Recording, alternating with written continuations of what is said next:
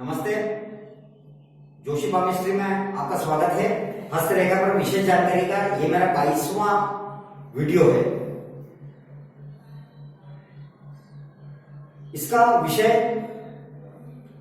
बहुत संक्षिप्त में मैं बताऊंगा, क्योंकि आज की जो स्पेशल टिप्स है वो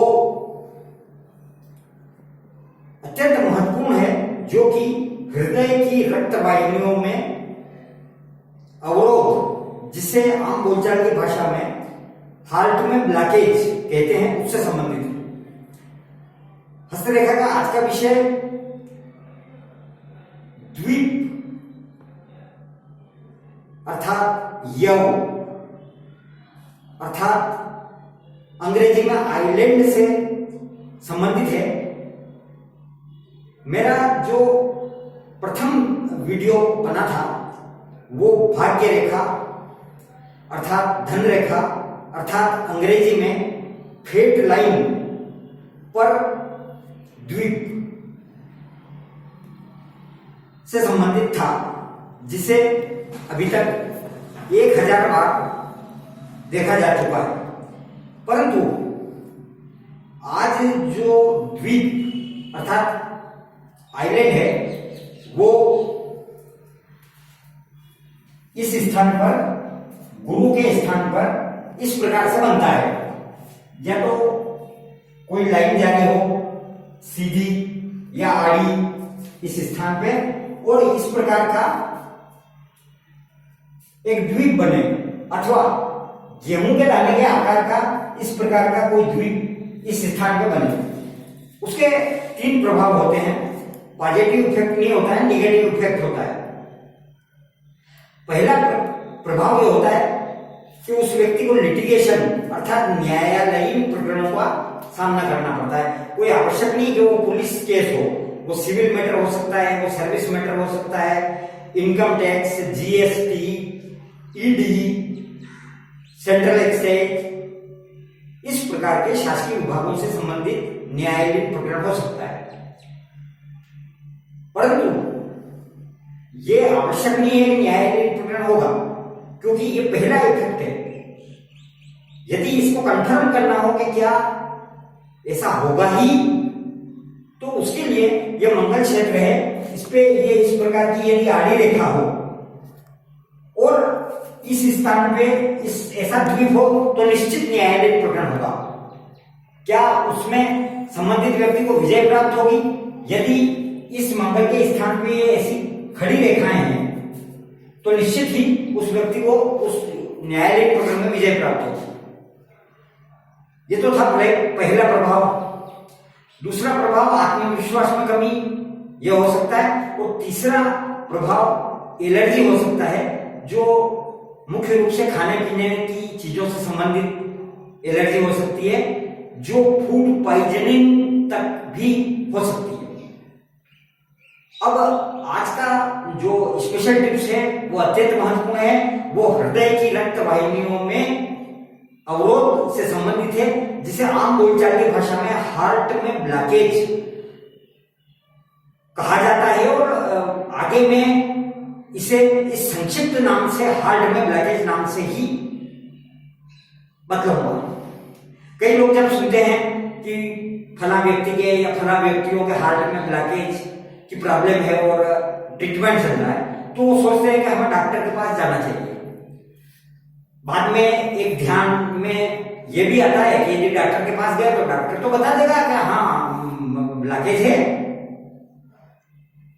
ये बात एक सीमा तक सही भी है, क्योंकि डॉक्टर को पूछताछ में अनुमान लग जाता है कि संबंधित को कितने % हार्ट में ब्लॉकेज है, पर डॉक्टर ये बात बताता नहीं है, क्योंकि यदि वो बता दे तब हम कहेंगे कि यार ये तो बड़ा जेब काटने वाला डॉक्टर है, जिसने हमारी बिना जांच किए ही कह दिया कि अनुमानित इतने % ब्लॉकेज है।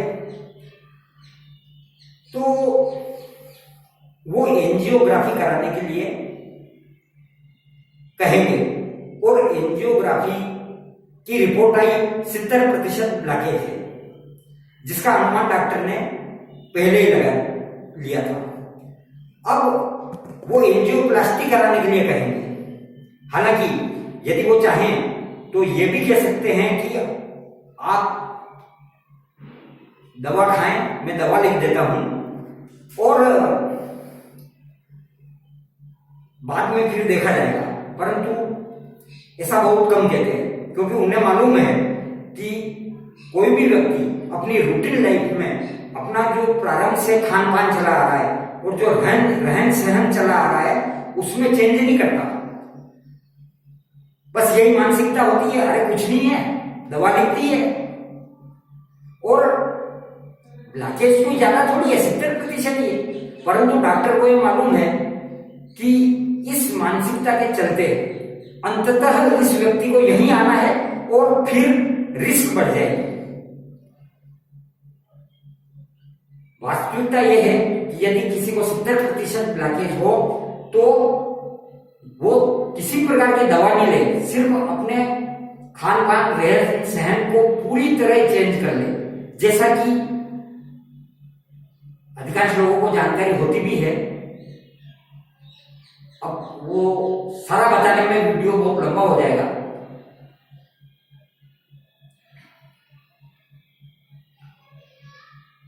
अब अंत में प्रश्न ये है कि यह अनुमान किस प्रकार लगा लेता है डॉक्टर बातचीत करने में, पूछताछ करने में।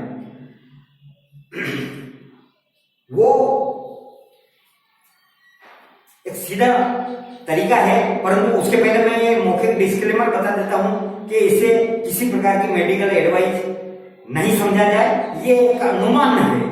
और अनुमान भी कैसा, यदि किसी को बुखार आ जाए, थर्मामीटर नहीं हो, तो कोई भी व्यक्ति उसको छू के बता सकता है कि इसको साधारण बुखार है या तेज बुखार है या बहुत तेज बुखार है। तो इस प्रॉब्लम का पता भी ऐसे लगाया जा सकता है कि यदि हम बैठे हैं या लेटे हैं अपने घर पे और सांस फूल रही है हार्ट की साइड या उल्टे हाथ में, बाह में या कंधे में, गर्दन के पिछले हिस्से में, जबड़े में दर्द हो रहा है, तो 90% हार्ट ब्लॉकेज हो सकता है। किसी एक रक्त वाहिनी में 90% हो सकता है। यदि हम बैठे हैं, लेटे हैं और कुछ नहीं होता है, पर जब हम घूमते फिरते हैं तब इसी प्रकार जैसा अभी मैंने बताया था महसूस करते हैं, तो 80% तक ब्लॉकेज हो सकता है। यदि हम घूमते फिरते हैं अपने घर में तो कुछ नहीं होता है, परंतु जब सीढ़ियां चढ़ते हैं, और सीढ़ियां में कितनी, 50 सीढ़ियां, ग्राउंड फ्लोर से फर्स्ट फ्लोर, फिर सेकंड फ्लोर, फिर थर्ड फ्लोर, ग्राउंड फ्लोर से फर्स्ट फ्लोर जाने में औसत 17 सीढ़ी होती है, तो ग्राउंड फ्लोर से थर्ड फ्लोर तक जाने में 50 सीढ़ी होती है, जिनको 1 मिनट में 60 सेकंड में कोई भी व्यक्ति बड़ी आसानी से चढ़ सकता है। और तब सांस लेने में कष्ट होता है, सांस फूलती है, और अभी मैंने जो बताया उन स्थानों पर दर्द होता है, जिसे एंजाइना का दर्द भी कहते हैं, तो उसे 70% हार्ट ब्लॉकेज हो सकता है किसी एक रक्त वाहिनी में। परंतु ये बात 2 व्यक्तियों में लागू नहीं होती। एक तो जिनको अस्थमा है पहले से, अर्थात दमा है, उन पर लागू नहीं होती, और एक जिनकी फैमिली हिस्ट्री इस प्रकार की है कि उसमें 40, 50 या 60 वर्ष के व्यक्ति को वो हार्ट पेशेंट नहीं था, इसके बाद भी अचानक हार्ट अटैक हुआ और वो चला गया। उसका कारण ये होता है कि यदि उसको 50-60% ब्लॉकेज भी रहा हो, तो ऐसे ब्लॉकेज के ऊपर एक पर्दा होता है, पतली झिल्ली होती है, और वो फट जाती है, वो कमजोर होती है, वो फट जाती है। तो ऐसी फैमिली हिस्ट्री जिन लोगों की है, उस परिवार के व्यक्तियों पे ये जो मैंने अनुमानित बतलाया ये लागू नहीं होता है। आज सेकंड लॉकडाउन का 5वां दिन 19 अप्रैल 2020 है। इस संबंध में बनाए गए सभी नियमों का पालन करें, यह अनुरोध है। और यदि मेरा ये वीडियो ठीक लगे और आपने सब्सक्राइब नहीं किया हो तो कृपया सब्सक्राइब करें। जनहित में यदि चाहें तो शेयर करें। धन्यवाद।